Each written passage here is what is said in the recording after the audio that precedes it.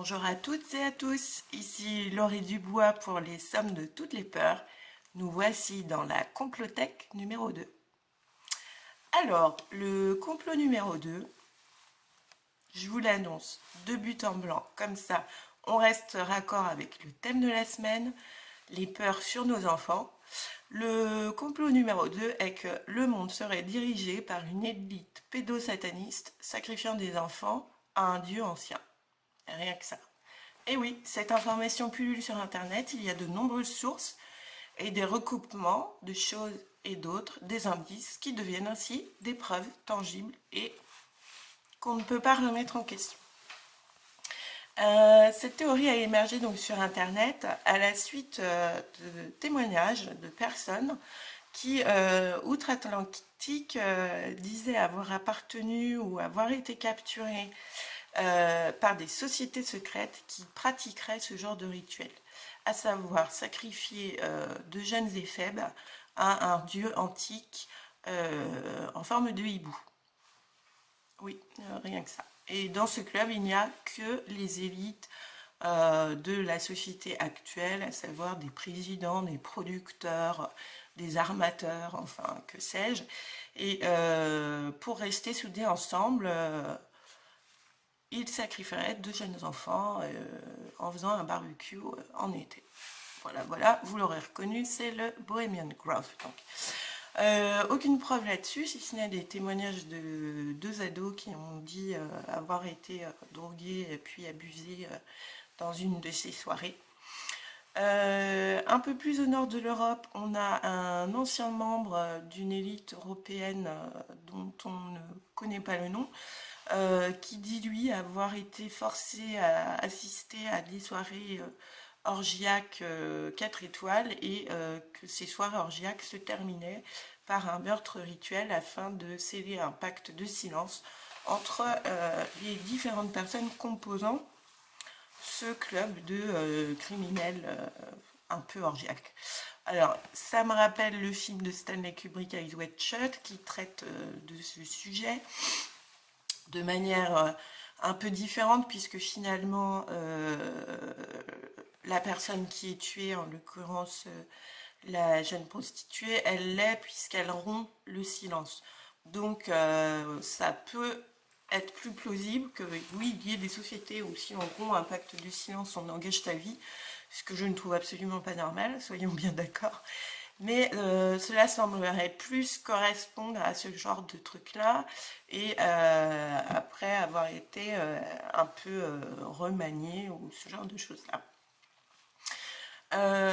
Outre-Atlantique toujours, il y a effectivement une théorie qui rejoindrait un peu celle-là, celle du contrôle mental, mais je vous en parlerai plus tard, qui, elle, n'est pas tout à fait un complot, puisqu'elle a été reconnue par le président Clinton, mais comme ayant été utilisée sur des soldats et non pas sur des civils ou des sociétés secrètes qui boivent du whisky. Mais voilà, c'est intéressant de voir comment l'indice d'une affaire va devenir la preuve d'une autre affaire, et que tout ça, finalement, n'est pas super bien maîtrisé et pourrait mettre des innocents en prison quand même. Donc il faut garder l'esprit grand ouvert. Alors, en France, on a eu ce genre d'émission qui a été ensuite censurée, un complément d'enquête d'Élise Lucet, où des frères et sœurs témoignent d'avoir vu de leurs propres yeux leur père les emmener dans des soirées ésotériques étranges avec un gourou étrange qui torturait et tuait des petits-enfants, si possible des petits-enfants qui ressemblaient à des arabes, selon le dire de la petite fille, et qui faisaient des dessins assez effrayants. À l'époque, c'était dans les années 90, cela a été pris très au sérieux par la justice et on n'a jamais su le fin mot de l'histoire. Ces enfants, disaient-ils vrai, ont-ils vraiment été dans une secte qui a complètement perdu les pédales, faut le dire, ou au contraire, ont-ils inventé ça? Est-ce que ça leur a été soufflé par un adulte? Et si oui, pourquoi? Finalement, on ne le saura pas puisqu'on ne sait pas ce qu'il est advenu de cette affaire. On est quand même en 2020, ce serait intéressant de savoir ce qu'il en est parce que c'est quand même assez effroyable. S'il se passe des choses comme ça à Paris, bah, j'aimerais bien être au courant, quoi, histoire de pas trop mettre les pieds dans ce genre de quartier. Euh, alors, on a aussi des témoignages d'anciens agents secrets qui ne sont plus tenus au silence parce que leurs enquêtes sont prescrites. Il faut savoir que les délais de prescription en France sont de telle sorte que, au bout d'un certain nombre d'années, on estime que le secret ne couvre plus l'affaire et que, en tant qu'enquêteur, bon, en général, il n'est pas conseillé d'en parler parce qu'on ne sait jamais, mais bon, là, celui-là s'est dit pourquoi pas, je vais en parler.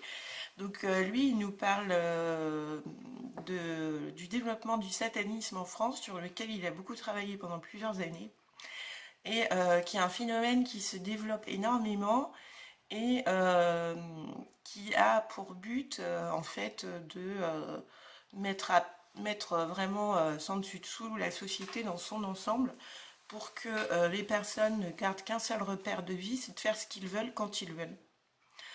Donc voilà, s'il y avait que ça, ce serait pas trop grave.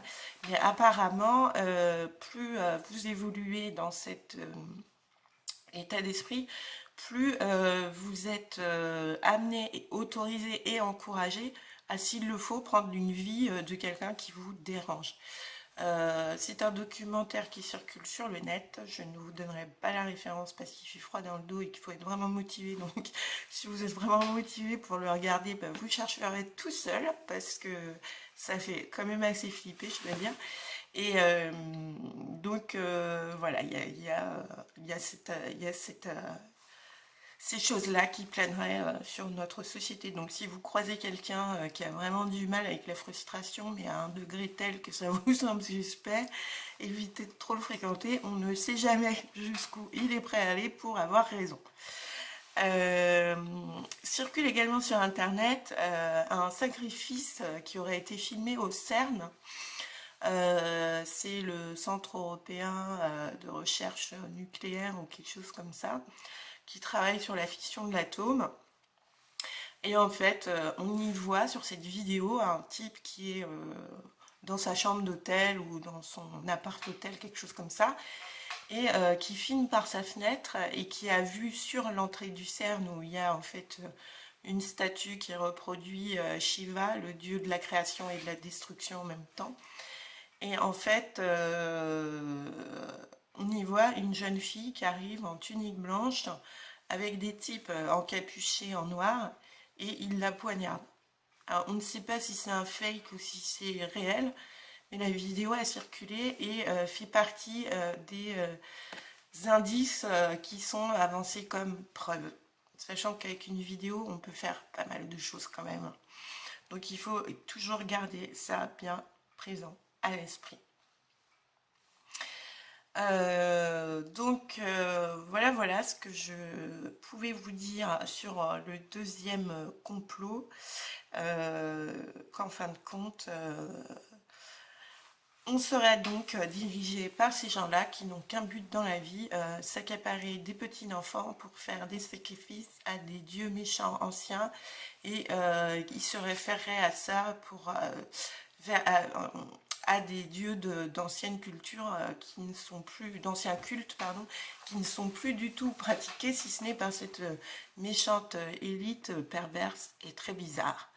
Donc dites-moi ce que vous en pensez. Pensez-vous que c'est vrai ou que c'est faux? En avez-vous entendu parler ou pas? Complot ou vraie théorie? À vous de me dire. C'était Laurie Dubois pour Les Sommes de toutes les peurs. À bientôt.